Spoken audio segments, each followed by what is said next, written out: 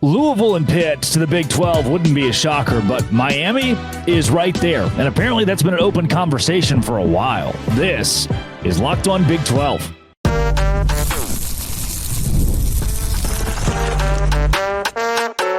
You are Locked On Big 12, your daily podcast on the Big 12 Conference. Part of the Locked On Podcast Network, your team every day. Happy Friday, everybody. Welcome to Locked On Big 12. I am Sunburn from America's #1 Big 12 podcast, Locked On Big 12. Thank you for making this show your first listen every single day. Today we cover Louisville, Pitt, Miami, Virginia Tech being in the Big 12 fold. We'll also go over the Big 12 being saved via new legislation at the top of the country. And finally, in the last segment, Colorado to win the conference this year in football. Joel Klatt believes it's possible. I think it is poppycock. We start with Louisville. That's not a shocker. We have known, we've known that Louisville is a target for the Big 12 Conference. Brett Yormark must expand. He must get bigger. Virginia Tech, Pitt, those are not shocking things. If you right now are going, for the first time I've never considered what it would look like to have Pitt in the Big 12, you haven't been following along closely enough. However, the big one that we circle here, the one that I find the most interesting from sources who have brought information to me, is Miami. That is a school that helps keep the Big 12 alive long-term. With Clemson and Florida State leaving the ACC, they've made it clear they want to do that. North Carolina seems as though they're not just pushing that direction, but they're already solidly in that direction. And NC State, due to their state legislation, is right there behind them and will likely also exit. In that event, the ACC falls apart as we know it, and power schools like a Louisville or Miami want out. Who's going to take Miami? Who's going to take I don't usually bring you information on this show that I get from sources, but when I can take things and corroborate it with multiple people who could back it up, then I will tell you that I've got sources out of the Dallas area saying Virginia Tech, Pitt, Louisville, and Miami have been in conversations with the Big 12 for months now, going on nearly a year now, dating back to the Pac-12's implosion and the very beginnings of Florida State and Clemson leaving the ACC. That is not exactly shocking. Hearing that shouldn't blow you away, but the one thing you probably tie on to, and if you're a Miami fan, you're probably shocked by, is Miami in the Big 12. Here is why this makes so much sense. Louisville. Let's start with Louisville. Kentucky is the number 21 most valuable athletic department over the course of the last 2 decades. These are EAD, a government numbers, a .gov organization from Jeff Fuller. Kentucky's number 21, Nebraska at 22 behind them, and Kansas at 23. There's a Big 12 school in the top 25 in revenue in the last 20 years. Louisville comes in at 24 at $1.88 billion. Louisville is a very, very profitable athletic department. So you go, great, they'd be a wonderful piece to add to the Big 12. We're talking Miami, right? That was the whole point here. Yeah. The reason I wanted to paint you Louisville and then Duke, who sits at 30, is because you have to go all the way down into the mid-30s to get to Miami. At number 31, Indiana. They've been more profitable in revenue in the last 20 years than Miami. 32, Clemson. 33, North Carolina. 34, Oregon. 35, Cal. Cal has been more profitable than Miami in the last 20 years as they fall in that 36 slot. At 37 and 38, Oklahoma State and TCU. Reminder, TCU spent nearly half of the last 2 decades outside of the Power 5. Miami has been in the Power 5 that entire time, and they have lost a lot of brand power. Miami is as if a Clemson goes on this 20-year run or a 10-year run and a gap and another 10-year run and then falls apart. In the last 2 decades, in the what have you done for me lately, has Miami been able to show the College Football Playoff Committee enough to be a power in this new era? No. For the BCS, the latter years of the BCS, was Miami a contender? Not really. The athletic department has so much trouble, more trouble than maybe any other Power 5 school at their level at putting butts in seats. I get it if students aren't going to a lot of Duke games. I get it if students aren't going to a lot of Baylor games or Rutgers games. But Miami, the U, this power brand that was so bottom dweller in college football, and then under Howard Schnellenberger became the apex, like it was the standard in moxie and revenue, in jerseys and in gameplay. And now we're talking Miami to the Big 12 because the SEC sees that and goes, number 36 most valuable program behind Cal in the last 2 decades? That's weird. Why would we take that? They won't. They won't. The SEC and Greg Sankey have shown that they want to be pretty tight to the vest through expansion and realignment. The idea of expansion for them is one that's not necessarily foreign. I don't think they're completely opposed to it, but the SEC is happy where they are. The Big Ten, they would love to add UNC. They would love to add Florida State and Clemson, obviously, but Miami, they're not on the table. The numbers aren't there enough. The TV prowess is not there enough. The TV market they pull in from Miami. We have this conversation a lot about, does your school accurately represent the area? Does Arizona State actually bring Phoenix viewership to the Big 12? Kind of. But Washington State brings in more viewers than Arizona State. They're nowhere close to Seattle, but they pull more from Seattle than Arizona State does from Phoenix, and Arizona State is in Phoenix. Miami, Coral Gables, is not a big enough brand from a TV standpoint, not a big enough brand from a wins and losses standpoint in the last 2 decades to leverage itself into the Big Ten of the SEC. Louisville makes a ton of sense in the Big 12. If things fall apart in the ACC, Louisville is the first one in line. They were a top 25 revenue school in the last 2 decades, and they did that, again, partially outside of the Power 5. Miami, what have you done for me lately? Not enough. Welcome to the Big 12. There's a plus side to that, and that plus side is that Miami could very well wake up, and when they do, they will be a leader in this conference on Locked On Big 12, part of the Locked On Podcast Network, your team every day. Today's show is brought to you by Game Time. Look, Game Time is where I go when I need last-minute tickets, lowest prices, and guaranteed. Game Time makes it so easy to go to a Tyler Childers concert, which I did last week for super cheap in Virginia Beach. I bought the tickets the day of. Like, oh, Drake, why'd you buy the flights and then get the tickets? But that's because Game Time has last-minute tickets, again, at the lowest prices, guaranteed 110% credit of the difference if you find a ticket that's cheaper somewhere else. Game Time also has seat views, a panoramic view from your seat in the app before you buy. All-in price tagging gives a feature to show you the total up front with no surprise or no fees at checkout. And you take the guesswork out of buying NBA Finals tickets with Game Time. Download the Game Time app, create an account, use code LOCKEDONCollege for $20 off your first purchase. Terms apply. Again, create an account, redeem code LOCKEDONCollege for $20 off your first purchase. Download Game Time today. Last minute tickets, lowest prices, and that is guaranteed.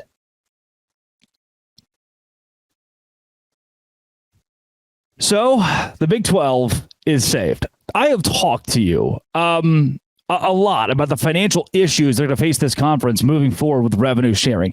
The biggest issue with revenue sharing is Big 12 schools cannot afford to pay the $22 million maximum to student athletes. Jamie Pollard, the athletic director at Iowa State, has been cutting current projects to build up new facilities, says, hey, I'm not sure if we have enough money to allocate this right now every single year to our athletes, but something's changed. You've probably seen Immaculate on this show multiple times, and he sent me a tweet by Ross Dellinger that completely encompasses the hope the Big 12 can have, and that is NCAA President Charlie Baker and conference commissioners aren't the only ones on the Hill encouraging Congress to pass anti-employment legislation. So let's back it up just a bit. The NCAA has gone to the United States government and said, we cannot keep doing that. We cannot keep moving in this direction. And Ross Dellinger has been right on top of all of this in giving, and I'll put it immaculate words. He says, excellent reporting by Ross Dellinger. Pretty much assumed this was happening to some degree, but here it is, proof positive.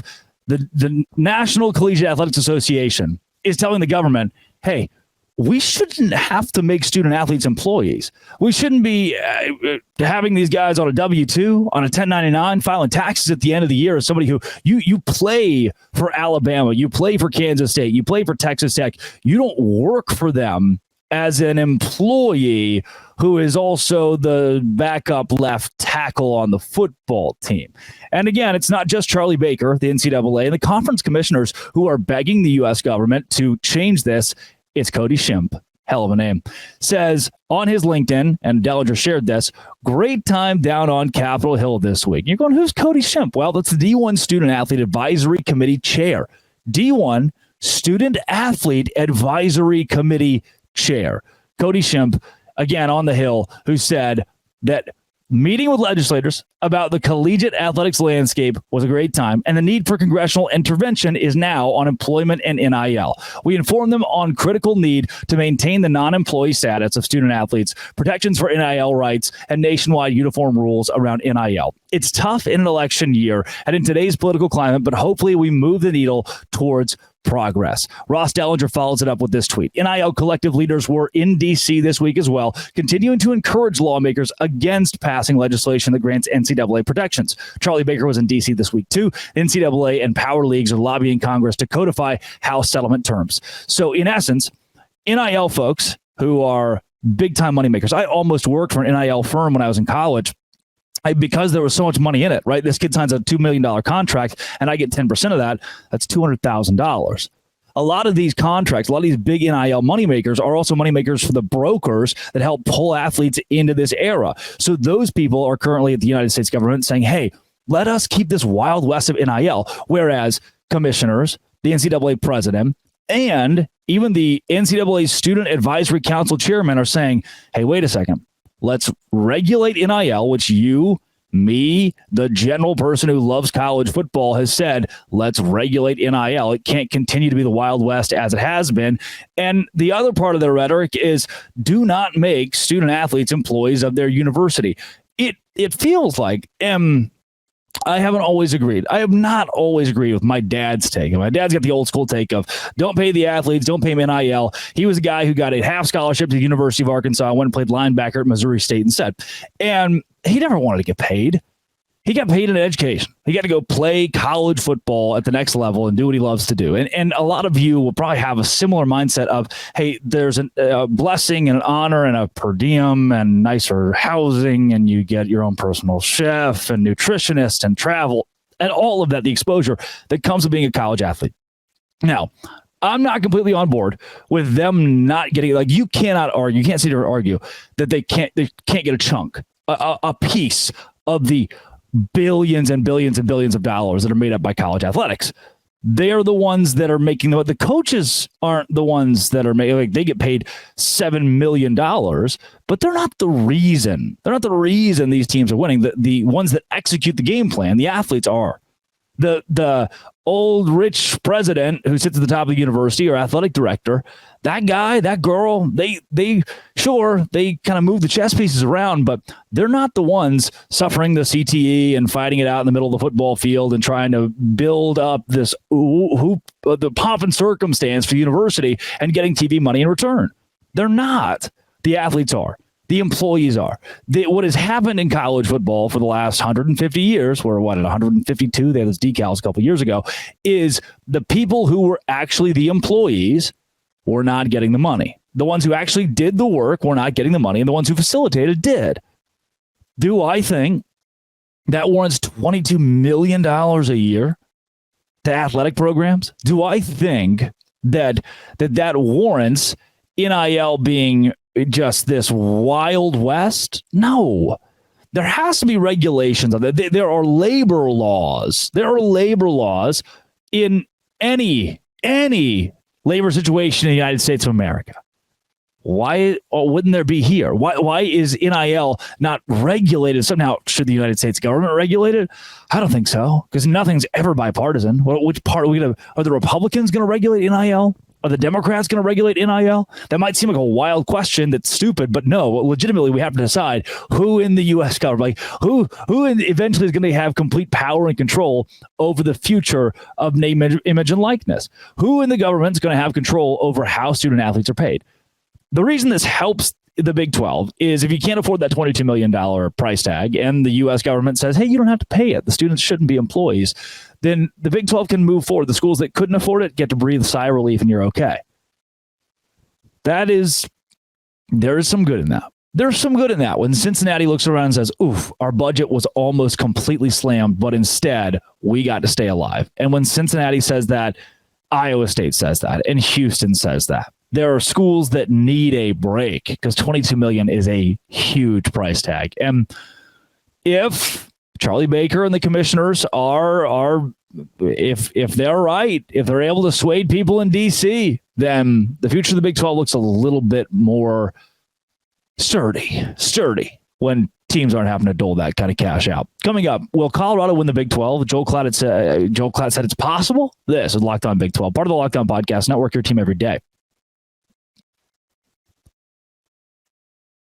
Today's show is brought to you by FanDuel. FanDuel is where I go for the NBA Finals. Look, the NBA Finals are on right now. And I love watching them because I can go to FanDuel and say, I think the Boston Celtics or the Dallas Mavericks are going to win the series. I like watching the NHL too, the Edmonton Oilers and the Florida Panthers, and I can bet on that at FanDuel. It's winner take all time in the NBA and NHL, and FanDuel is giving you a shot to win big. Bring home the big win of your own. Right now, new customers get $150 in bonus bets with any winning $5 bet. That's $150 to bet on spreads and money lines, player props, and more. Visit FanDuel.com/lockedon to make every playoff shot count. FanDuel is America's #1 sports book. You go today, you bet on the Celtics, you bet on the Mavericks, you can bet on the Panthers or the Oilers or whichever sport you watch, or go bet on the Boston Red Sox if that's what you're into. All of that and more at FanDuel.com/locked-on, the official sports betting partner of the NBA.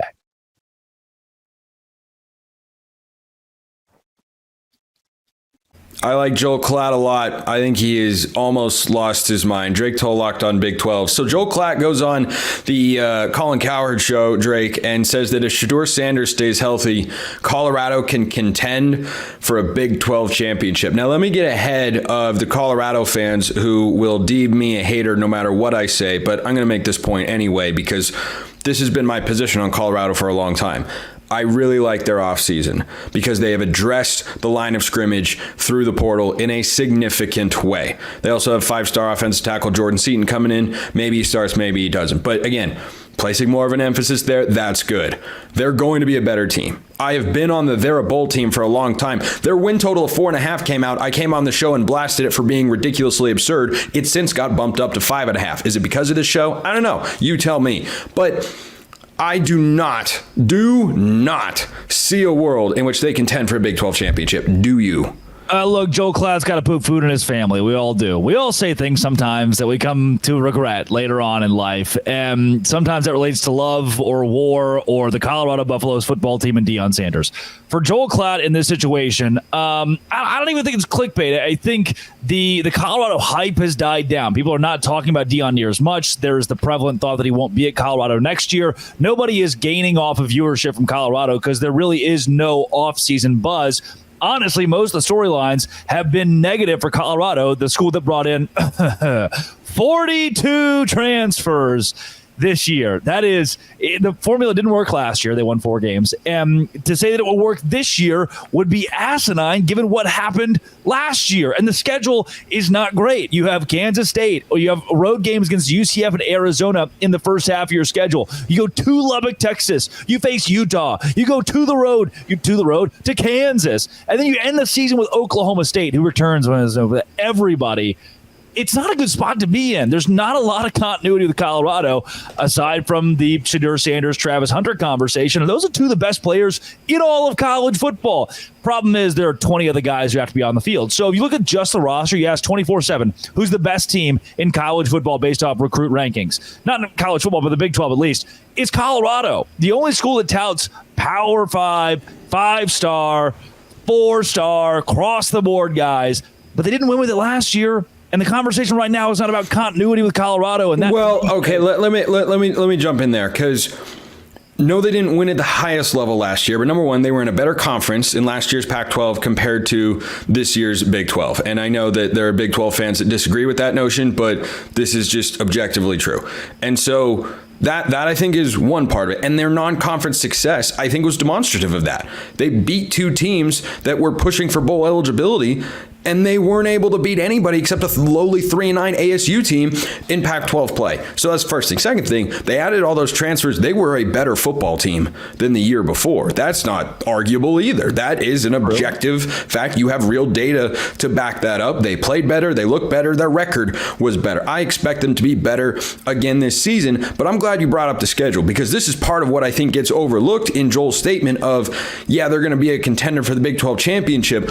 I think that's not so much pumping up Colorado excessively as it is overlooking what other teams in the Big 12 have done and what Colorado's schedule is. It is not an easy schedule. I think it's part of the reason their win total initially came out so low. And then Vegas, probably had a bunch of money come in because people realized, well, they're not going to win 4 games again. Like, they're going to be a better team. which I agree with wholeheartedly and have for a long time.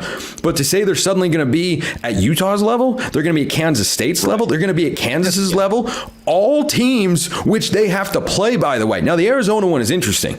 I think they could go into Tucson and win that game. I have not settled on a prediction for that game. There are very few games in which I have settled on an outright prediction here. We're still in the month of June. Save that for the end of July and going into August, which we will definitely get to at that time on this very show.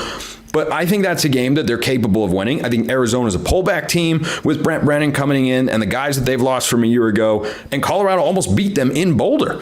Arizona needed a last-second field goal to win. If that game were in Boulder, I think I would pick Colorado to win. But regardless, they have to go at Arizona. They have to go at UCF. Those are not easy games. They have to go at Kansas. They have to go... They have to play Utah. Like, this is a brutal schedule. And I think you're overlooking the fact that they're playing, the top 4 or 5 odds teams to win the Big 12 this year on the same schedule. It's just, this is not the year for Colorado to go get a Big 12 title. But I get it. I get where Joel Klatt's coming from in the essence of, great quarterback and unbelievable two-way player who turned a ton of heads last season. Team must be good. Sure, Colorado could go 6-6. If Joel Klatt had said 6-6 Colorado, even 7-5, I'm probably not burning any houses down. But compete for Big 12 title, we're talking about the same team where the coach's son took to his Instagram story to ask players to join the team. Well, he's still a very good player. That doesn't dilute the player.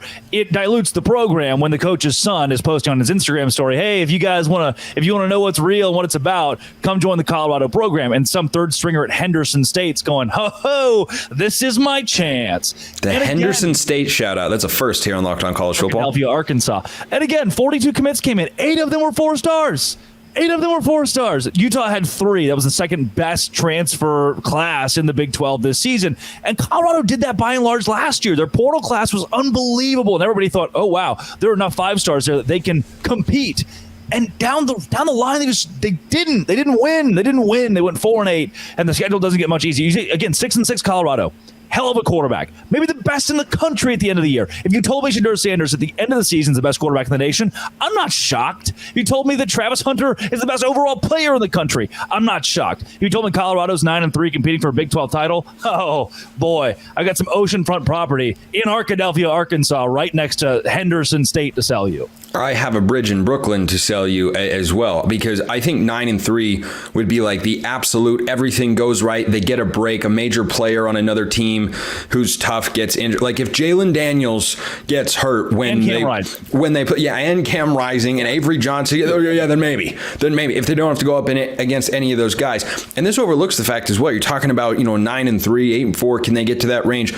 They have a week 2 non-conference game. First of all, anybody overlooking North Dakota State on August 29th is a fool, is an absolute fool. If you saying, that's going to be an easy one. Like, I think Colorado wins the game. I don't know how easy that win is going to be. Rarely ever is for when you take on the Bison. On a Thursday night. Yeah, on a Thursday night, everyone's going to be watching. It's going to be great. Week 2, they go at Nebraska. Are we just like writing that? Oh, that's a win. Oh yeah, they're winning that. Like, excuse me, a year 2 Matt Rule with improved quarterback play. Now their offense, talked about this recently on the show. Their offense can't be much worse than last year, and they almost made a bowl game. They had a better record than Colorado with a worse offense. Now their defense was very good. Colorado's defense was very, very bad. Colorado should be a little bit better on that side of the ball. But here's a fun stat for you, Drake, that I don't think is going to play out this year for Nebraska. They did not have a single receiver over 315 yards receiving. Good. Their leading receiver had 310 yards on the season. I don't host Locked On College Football, but I still don't think that's good. It's not good. So like that Nebraska game, like when you talk about what Colorado's record will be, now, does that specifically pertain to contending for the Big 12 championship? Not inherently, no. I think it does, however, speak to the quality of football team that Colorado has and just the brutal schedule that they're going to play. They're going to have to work just to go 2-1. They play Colorado State. They almost lost that game. If they go 3-0, to start the year, then it's outstanding. I look at Joel Klatt, I'm like, oh, shoot, wait a second. The same way last year we all did that with Colorado. They were 3-0, and everybody's going, oh, rank them top 15, Colorado, Deion Sanders, he's the second coming. And then it didn't work out. However, the one little piece that I will give to the Locked On Big 12 listeners who are also Colorado fans who thinks that I hate them, I don't hate you. I don't. I can't buy in yet. I haven't been given enough to buy in. But if there's anything I point to and say, hey, wait a second, it is last year was like down the stretch, Oregon State, Washington State was a blowout, but like Oregon State, Arizona, Utah down the stretch, Colorado was in those games. Like squarely, you could tell there's improvement toward the end of the year. If that is the trajectory and the transfers all buy in, it's still a hell of a roster. It's a stupid talented roster if you ask 24/7 Sports. The best. And it's in the still a brutal schedule. Yeah, it's not good. It's not good. You can make a case that's the toughest schedule in the Big 12. You got to play the top 5 teams in top 4 or 5. Like, who else has Kansas State, Oklahoma State, that's not good, and Utah on the schedule, and you have to go at UCF. Absolute craziness there. Drake Toll, Locked On Big 12. Check him out on YouTube. Drake, always appreciate it. The Spencer's a blast. That was myself and Spencer McLaughlin talking Colorado. I still think that it's absurd and wild and crazy. Come back tomorrow for more. It's the weekend. Fenway Park for the Bananas. Come back Monday for more Big 12 news. This has been and it always will be Locked On. Thanks for making it your first listen every single day. No se grande.